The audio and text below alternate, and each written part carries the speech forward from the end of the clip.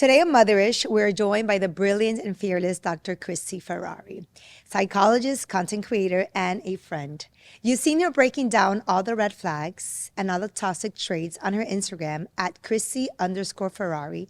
And now she's here with us to help us unpack this very interesting topic. She's here to help us, understand what's way too real, which is mean girls in motherhood.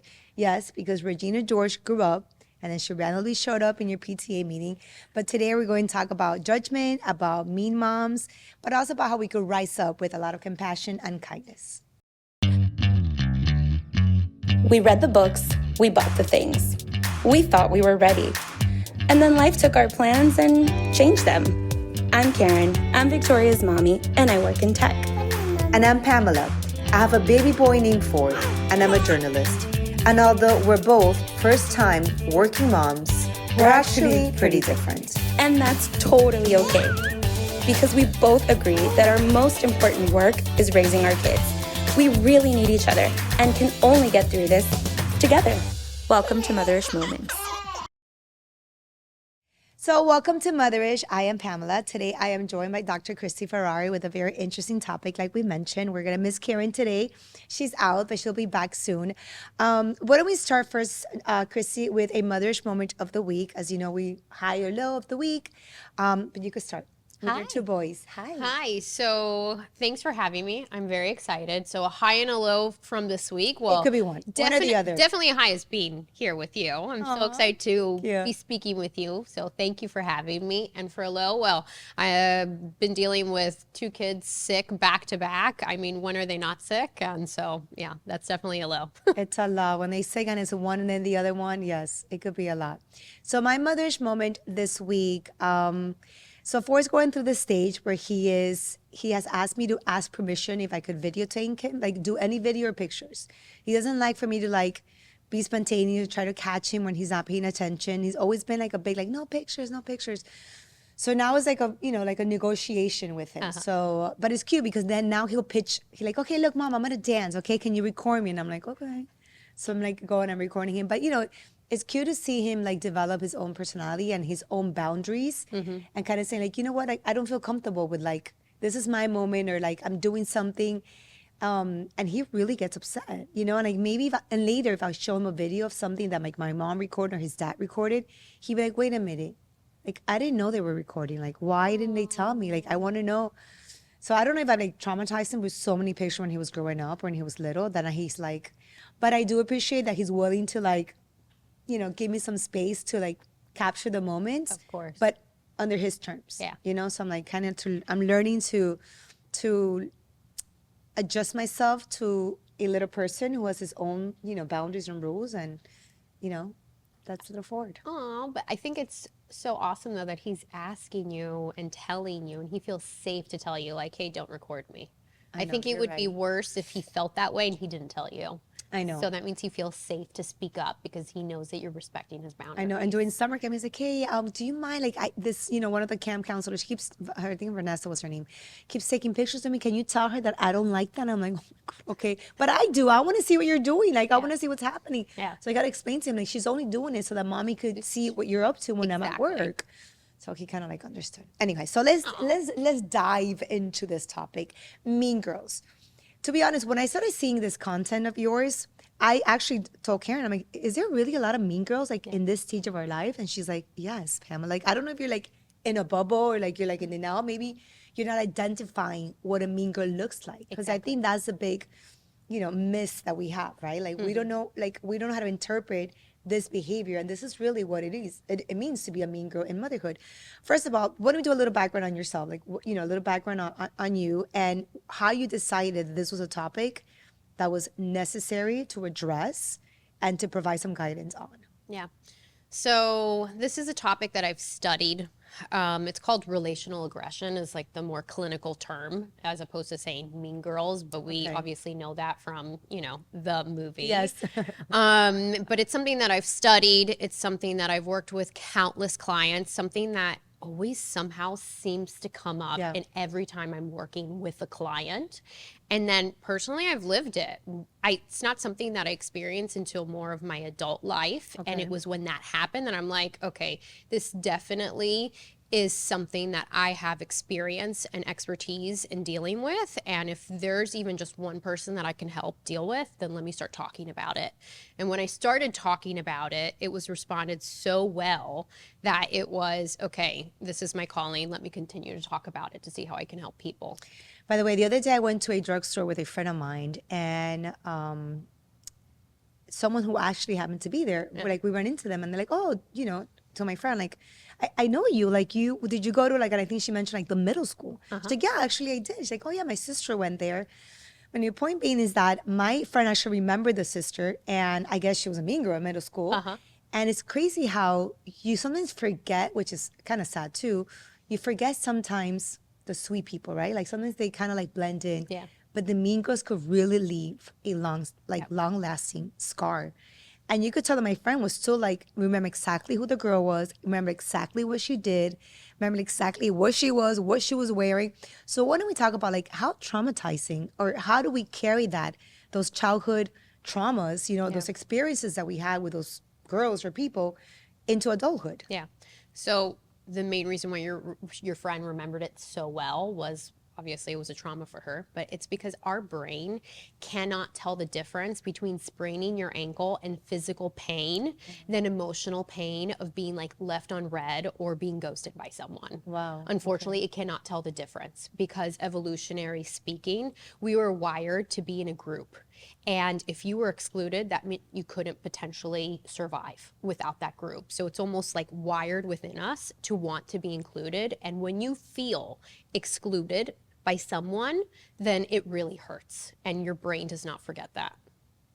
Wow. Okay. So tell me about, what was the first reel, like said, the first content you created where you realized, oh, wow, like there's a need, like there's interest, there's hunger for some guidance dealing with this specific topic? Of course. So, I mean, it started with just talking about like assertive responses. Like, how can we all start shifting in how we behave and be more assertive?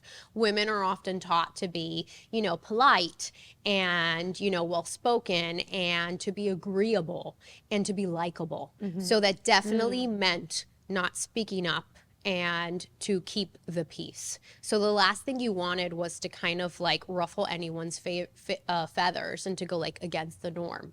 So I started talking about how can we be assertive. So in terms of like communication styles, women can either be passive aggressive, they could be aggressive, they could be assertive. But assertive is usually how men are. They are very assertive. They're not worrying about how they're coming off. They just speak to the point. But because women are often hardwired and taught to be agreeable and likable, we tend to be passive aggressive. So we tend to keep things inside because we don't want to be, outspoken, confrontational. And it is socially acceptable for women to be passive aggressive. So that's where you see like those backhanded compliments or backhanded comments. That's where it's okay to subtly exclude someone because you're not being outright mean to that person. So that's where I started with the content of like how you can deal with, say, like rude people. How can you deal with certain situations that were so niche and so specific? And they kind of kept going on from there. And then it just started talking about like, okay, well, let's just talk about mean girls and mean girl moms. Yeah. Because of context of things that were coming up in my coaching clients, things that had happened to me personally, and then how could we deal with it? Why don't we talk a little bit about how important is community during motherhood, right? Because do we do it for our children? Do we do it for ourselves? Do we do it for both things? I'm a huge in community. I feel like I lean a lot on people. Yeah. I love when people lean on me as well. I also do it for my own child. Like I want my child to, be included, to have playmates, and also to have a peace of mind that I know the parents that are around my children, and vice versa. We want to create that trust with each other. But what's the healthiest way? Like, why is it important, and what should we tolerate, not tolerate when it comes to creating that type of community for our children? Of course. Well, I mean, that's also another thing when like mean girls happen in like your kid's classroom, it's really hard because you don't want your child to be excluded. So you put up with it. So, I mean, that's one thing. But then it's also, do you have this balance of like, do you want them to be socializing with these kids that are also learning from their parents to gossip or whatnot? And it's like, it's really hard. So when it comes to like community and fostering that, like, you know, on one hand, you want your child to be included. So it's almost like you're wearing your heart on your sleeve for your child. So you like, as a parent, will put up with that, even if the parent is the one being targeted, so that their child doesn't end up being targeted. So, but then you also need to then find those other safe relationships with other people that foster and have the same values as you do, so that you can have your own community if you're not getting it, say, in just like, you know, your child's classroom. You can get it outside of that.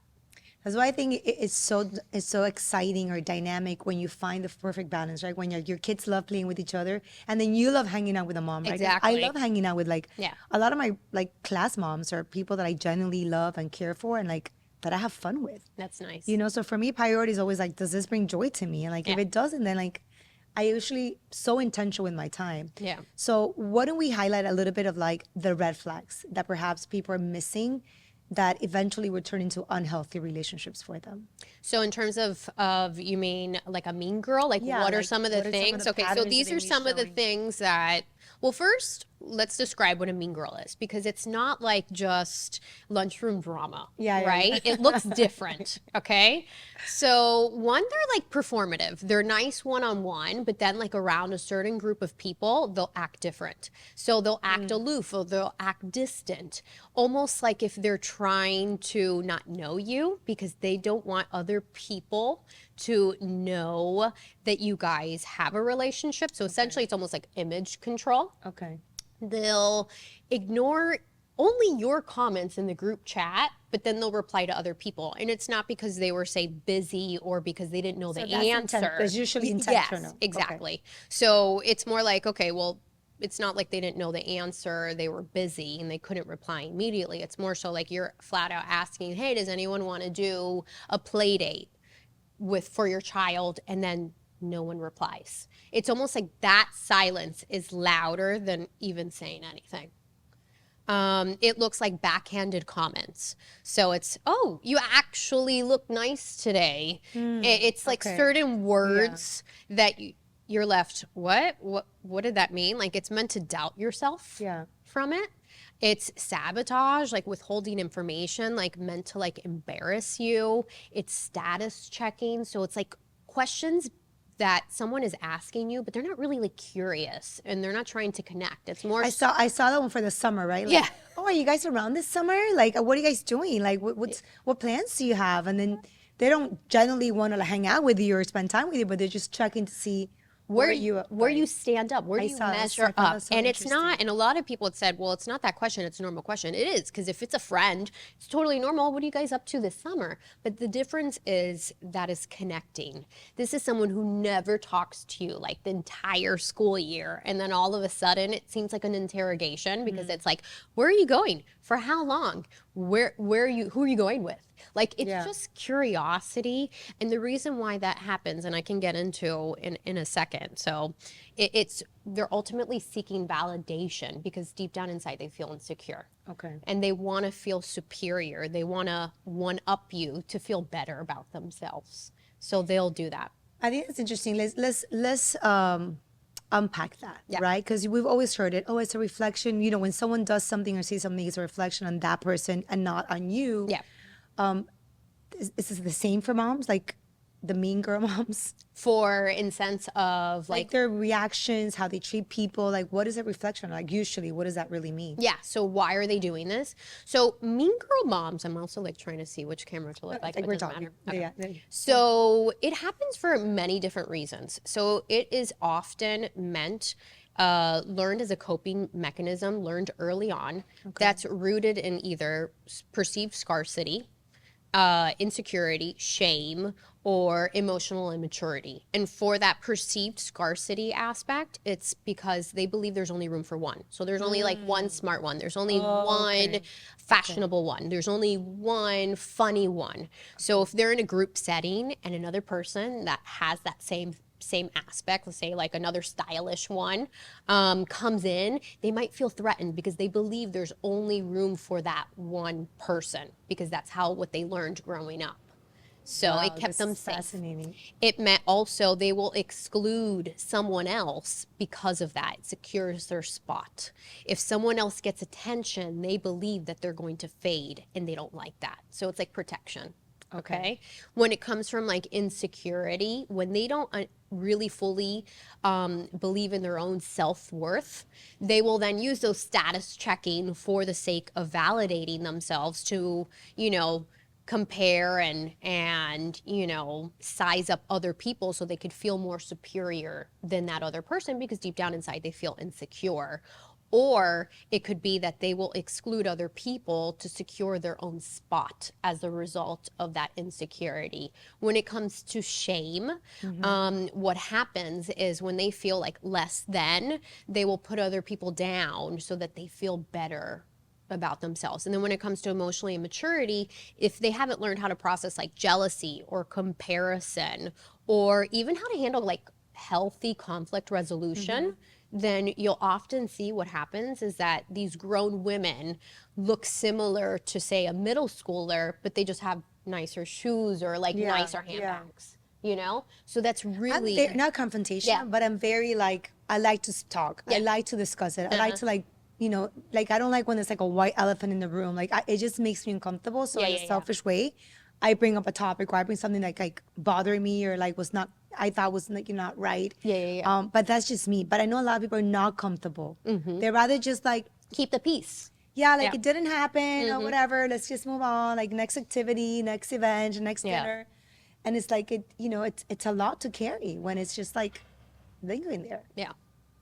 And I think that's great that you like to talk about it, because what happens with, say, like healthy conflict resolution skills, it's not so much about winning. It's almost, this is like a strategy of what to do, but like, it's about how can you sit in that conversation long enough to understand what's going on so you can resolve the problem. Some people can't sit with discomfort, so they will avoid it. They will keep the peace. They'll like, keep quiet instead of actually just, or they think they have to win the argument when really it's like, who cares about winning the argument unless it's something about like your safety. But like, how can you sit with that so that you guys can both win?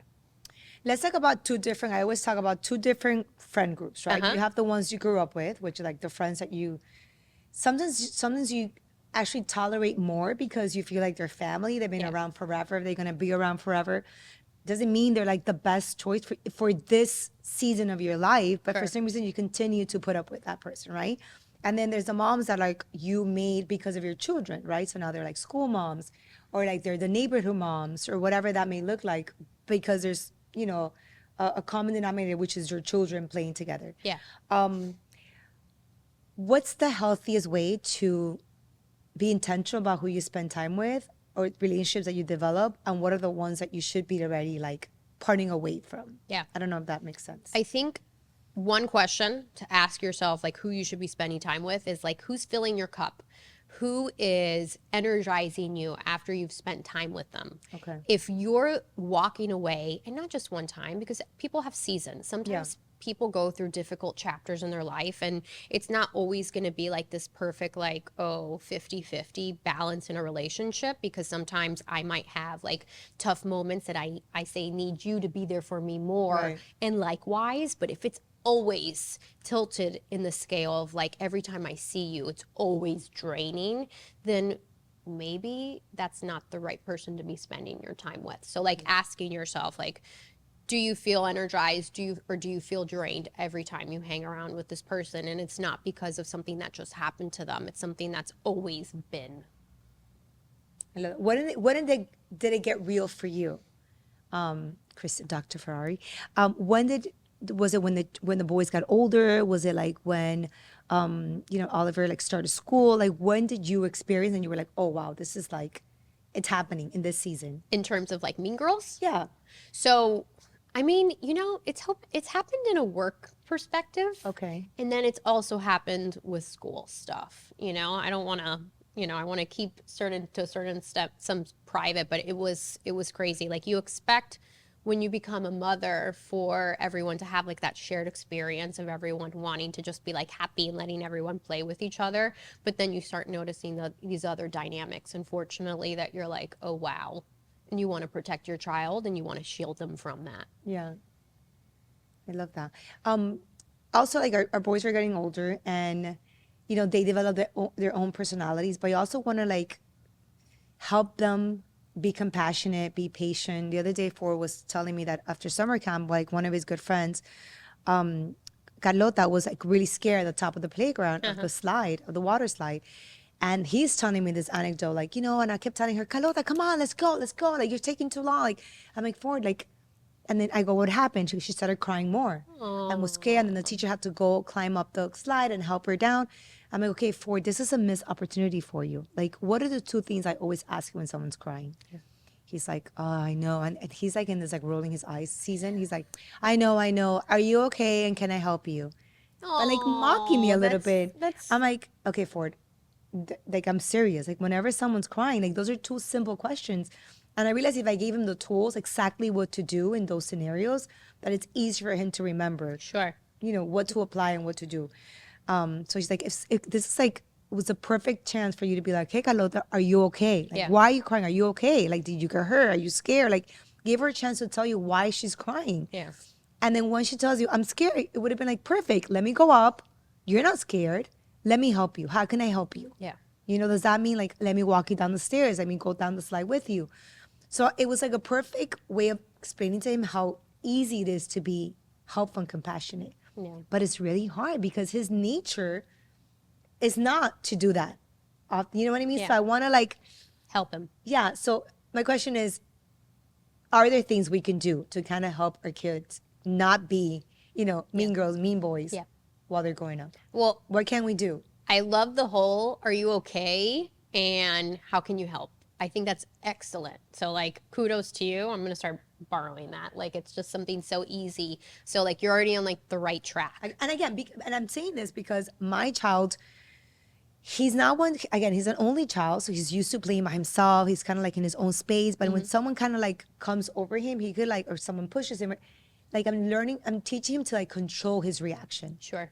Like, you come tell me. You don't have to like, because he'll snap, he'll react. He's like snappy like that, So I'm like helping him like not get in the red zone and kind of find the tools to kind of come and tell me before reacting, to have that maturity of like. Well, remember that he's 5. I know. So he's 5, okay? So you're already on the right track by setting that, and then you can also modeling it yourself. So if there's any opportunities in the house, like to model that for him and practice with him, like, I'm not saying for you to like start crying around the house, but like, you can just ask him like, how can you help?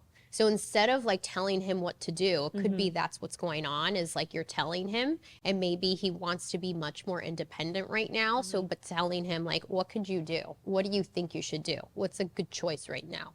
So like letting him stop and think. Okay. And letting him take that course of action. So asking him that, like, how can he be, reacting differently with his peers?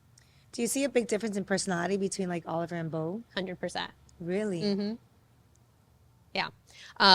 One is much more like calm and like introspective, and the other one is just like completely like extroverted, like, totally different. I could definitely say I was different with both of them. I was much more, on top of Oliver growing up, and then Bo, I was much more relaxed, and you see those differences. And it's funny. The other day we had a guest, and she highlighted that point, which is like, sometimes you have different children because you were different mom to each of them. Exactly. You were in a different season. You had a different perspective. You had more knowledge with one. You had more fears with the other one. So it definitely is a reflection also of where you were as a mom. Yeah, of course. Doing, the birth of both of them. Okay, so to close it off, why don't we give some tactical, I think, not only advice on how to deal with them, like maybe the top 4 things, but also to be aware, because I think there's sometimes a lack of self-awareness where you're like, oh, I did that. Oh, I didn't mean that. So maybe you're not trying to be mean or exclude someone, but for some reason, if you're doing this, or certain actions could be interpreted as that, or could mean that you are being the person that's excluding someone. So I think, why don't we start with, if you're like on the other side, like if you were, you know, not the victim, but like kind of like on the receiving end of someone being a mean girl in motherhood, and also kind of like self-awareness. Like if you're doing this, like try not to do this, maybe try this for the ones who perhaps are doing stuff. Yeah, of course. So for the ones that maybe have or lack awareness, they're not intentionally doing it, but they are doing it. There's always opportunity to change, but the number one thing is awareness, and that goes on both sides. Awareness is like the key thing to changing anything.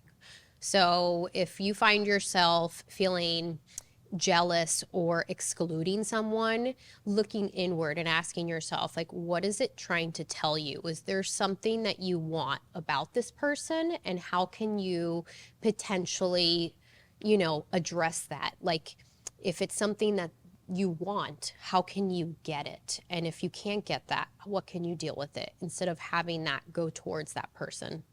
Okay. If it is also about, you know, on the other end, from the other perspective of like, you know, if you find yourself always excluding, you can edit that. Yeah. If you find yourself excluding someone, asking yourself, why are you excluding that person? If you find yourself gossiping all the time about other people, potentially telling yourself, let me stop talking about other people's thoughts and feelings and not talking about other people. Oftentimes people will gossip because it builds connection. They learned early on that gossip meant connection. So that's like almost like the easiest and fastest way to be vulnerable in a relationship is by gossiping. Yeah. And it's not about you, it's about something else. So it feels safer. So if you find yourself doing that, catching yourself like, whoops, I'm talking about someone else, let's not do that. So don't talk about other people's thoughts and feelings. If you find yourself feeling jealous about somebody else, asking yourself, what could you be looking inwards? If you find yourself comparing against someone, asking yourself and reconnect with what your values are. So what are your values? And once you realign and reconnect with your own values, you're going to notice that that loud gets silent, and it's not going to bother you so much about that person if you were comparing about, say, like the size of their house or, you know, something. Yeah. When it comes to the other person, like if you're the target of the mean girl behavior, it's also, cut this too. Oftentimes relational aggression or mean girl behavior often looks like social anxiety or being, having ADHD or even having autism, and it just looking differently. So it's also important to ask yourself, was this a one time, like a one-off? Did this person just exclude you one time, or is this a pattern? Do you always feel this way with everyone? Is it not just say like one person or one group of people? Is this how you feel around everyone? Because if you have social anxiety, if you have ADHD, if you are neurodivergent or have autism, all of these have the same thing in common. You tend to overthink more in social situations. Okay. You tend to dread going to group events, and then you leave that group event feeling just drained. Wow. So if you constantly feel this way after every single time you hang out with anyone, it's not just say one group, then that's something for you to like look inwards. Yeah. And it could be a pattern, because then you can learn skills to deal with that so that we are not always thinking the worst of other people. Whereas if this always happens with the same group of people and it's only them and you feel safe and secure in your other relationships, well then, yeah, that is a mean girl group, as opposed to it being, you know, something about yourself. And then also if other people feel that same way.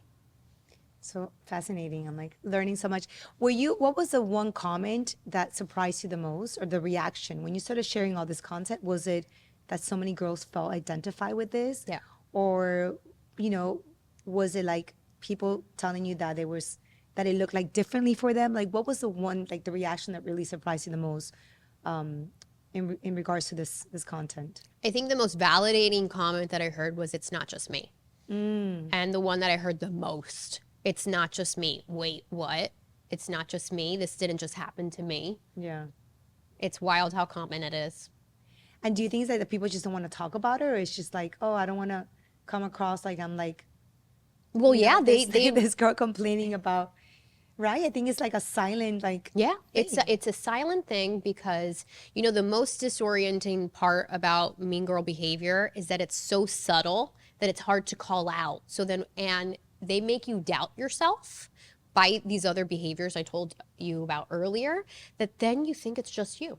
So it's very isolating. And you think it's just you, it's just happening to you, it's not happening to anyone else. And so my content has allowed other women to say and see that it's not just them. And when they have that awareness that it's not just them, then they're able to stop internalizing it, and then they're able to do something about it. They're able to show up differently. They're able to learn assertive responses to call them out and put the discomfort back on them instead of keeping this to themselves and letting it affect them so much. I love that, because not only do you share, you have to follow her at Christie_Ferrari, because not only do you highlight what the behavior looks like, but how you react to it. And it's very specific. For example, like I think you did one on like text behavior, like in a group chat. It looks very different than like an actual like social in-person setting, because there's different like, I guess, etiquette for like every scenario. Yeah. So yeah, for when it comes to like group chats, I mean, it's okay not to reply if you don't know an answer. You don't have to reply, and you don't have to reply immediately. I mean, truthfully, people are busy, they're working, they have other things going on. But if someone asks you, like, if someone wants to do a play date, or they invite invite a birthday, put a birthday party invite in that group chat, reply saying, I can't make it, Right. or, don't just ignore. Because essentially what you're doing, you're social signaling. You're telling, it's almost like a message of saying that you're not in. In fourth school, I think after second or third grade, if it's more than 2 or 3 girls, it has to be the whole class, like all the girls. Like they they don't like allow they ask the parents to not organize like group play dates or activities if it's either like one or your best friend. Like I think it's 2 or 3 at the most. If it's more than 3, it has to be all the girls in the class. Wow. I think that's great that they're It's doing great, right? that. Because it's true. It does make a difference. Like once it becomes 4 or 5, like there's a sense, and I think children, at what age, Chrissy, do children become aware that they're not part of the group? Oh, already by like 4 or 5, they're Really? starting to learn this. So yeah, it happens early, and when they see their parents doing it, they're also learning this themselves too. And if their parents are inviting these kids for the play dates, then that trickles down into who they're going to want to play with in the classroom. Yeah. I always tell people sometimes you have to like invest in these relationships for the sake of your children. And also because a lot of the time we're going to spend a lot of years with these parents and these children, right? So this is a long-term investment if you think about it from that perspective, right? Like what advice do you have? Sorry, I'm like, I could stay on this topic forever. For those parents who are hesitant, right? Like, oh, I don't want to deal with like, Play Bobby's dates. little parent or like Johnny's little, mom who's like, oh, but like, why is it important? Like, why do we have to like somehow find a way, to. It's hard because I totally get it. From like on one side, if the parent doesn't maybe click with a specific mom, but and you ask the teacher, like, who is Johnny playing with in class? And he says that person's child.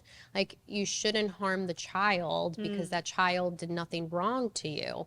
So if anything, make it a group thing so that you don't have to hang out with that mom just like one-on-one. It's like a group activity.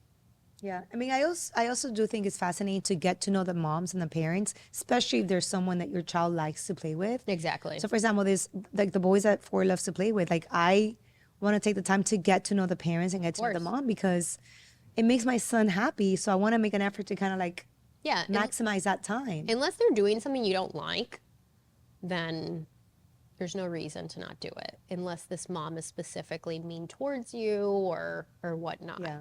So it's a tough balance because you have limited time. Like, when is it time to confront that me mom, and when is it time to be like, you know what, let's have a conversation, because it obviously throws up the dynamic of the group. Sure. Yeah. So in terms of like when to confront the mom, it's like if the entire class was invited to the birthday party except your child. So that is definitely time to cover. Ryan, you can easily say it, not in group chat. I mean, not in not in a text message, because you know what happens with a text message? It gets screenshotted and it gets shown. Okay. So do this in person. Save yourself that, drama and that embarrassment. So just go up casually, and you catch them off guard too. And you just say like, hey, Johnny noticed that everyone was invited to X's birthday party except them.